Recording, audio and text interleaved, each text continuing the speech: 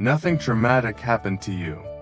There was no single moment you can clearly point to, no scene that replays in your mind, no memory that explains everything or divides your life into a clear before and after.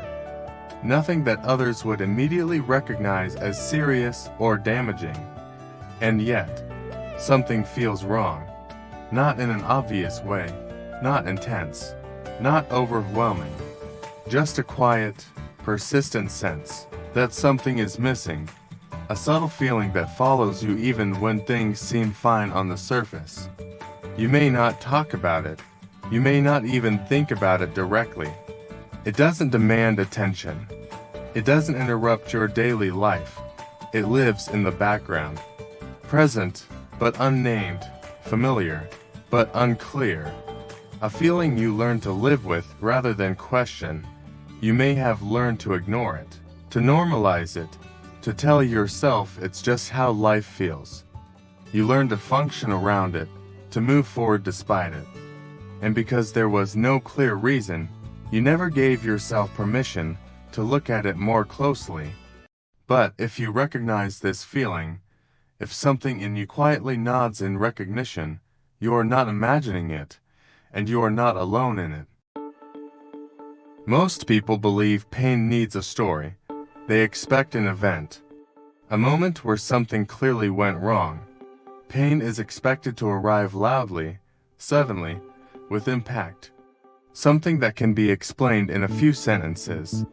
Something others can understand without much effort. But not all pain works that way. Some pain doesn't arrive suddenly. It doesn't interrupt life. It doesn't announce itself. Instead, it forms slowly, quietly. It develops over time in the absence of something essential. Not because something terrible happened, but because something important never did. It comes from what never happened, from what never arrived, from what was quietly missing, again and again.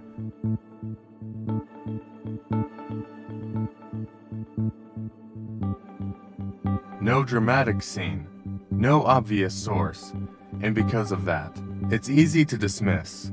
Others dismiss it first. They look at your life and see that nothing bad happened. And eventually, you begin to do the same. You tell yourself nothing bad happened. So, whatever you feel must not really matter. You downplay it. You minimize it. You compare it to other people's pain. And every comparison makes yours seem invalid. But pain does not need permission to exist. It does not need to be dramatic. And it does not require a clear origin. Pain can come from absence, from emotional gaps, from unmet needs that were never acknowledged. And even when it has no story, it still leaves an imprint. Obvious trauma gives people language.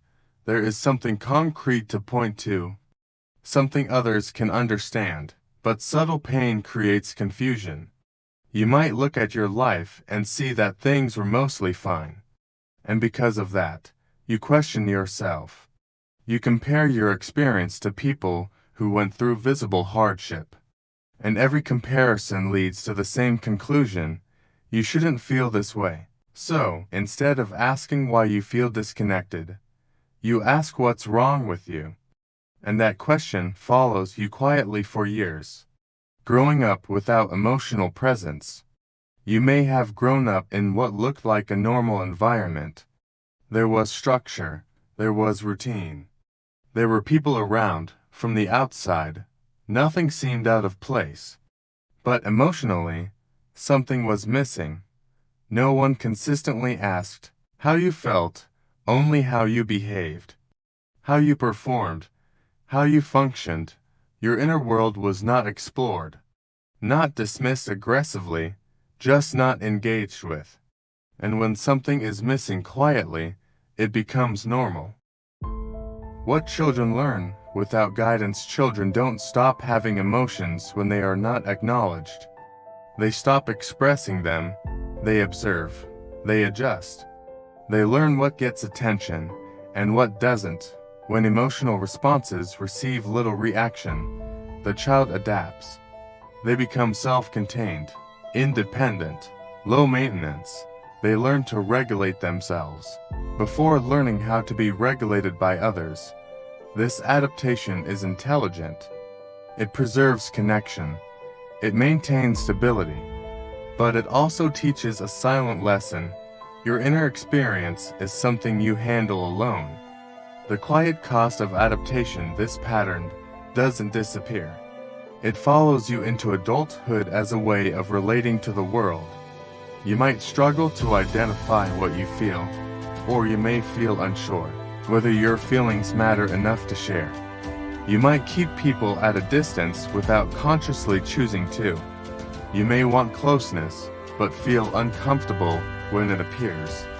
Life may feel stable, organized, functional, and yet, something feels flat. Not painful enough to demand attention, but persistent enough to never fully go away. Why it's so hard to explain. One of the hardest parts of this experience is trying to explain it. Not just to others, but even to yourself. There is no clear story, no obvious cause you can point to, no single event that neatly explains why something feels off. So, when someone asks what's wrong, you hesitate. You search for words, but nothing sounds accurate enough. What you feel doesn't translate easily into language. It feels vague, incomplete, hard to define. And after a while, you stop trying to explain it. Not because it disappears, but because explaining it feels exhausting. Eventually, you stop asking yourself to. You learn to live around the feeling instead of addressing it directly. You organize your life in a way that avoids touching it. You become skilled at functioning, at meeting expectations, at managing responsibilities. You learn how to appear capable, reliable, put together. But at the same time, you become less practiced at feeling connected, less practiced at naming what you feel, less comfortable sharing it, less certain that it even matters. And so the feeling remains, quiet, unexplained, present. Naming what has no memory. This experience does have a name. Not as a diagnosis, not as a label, but as a way to understand. It describes what happens when emotional presence is inconsistent or absent, when feelings are not mirrored, when comfort is unreliable, when guidance never fully arrives. There are no flashbacks, no intrusive memories, just a nervous system that learned to stay distant because distance felt safer. Why awareness changes everything. Noticing this does not mean blaming the past. It means understanding the present. It means recognizing that some patterns were learned for survival and may no longer be necessary. Awareness doesn't fix everything, but it creates space. Space to question, space to slow down, space to feel without immediately managing. Why this channel exists? This channel exists for experiences like this. For people who feel something missing but can't explain why. Here, we don't rush to fix you. We don't offer quick solutions or simple answers. We slow things down. We give language to what was never named. Because recognition comes before change. If nothing happened to you and yet something feels wrong, you are not imagining it. Some pain doesn't come from what occurred. It comes from what never did. And noticing that is not weakness, it's awareness.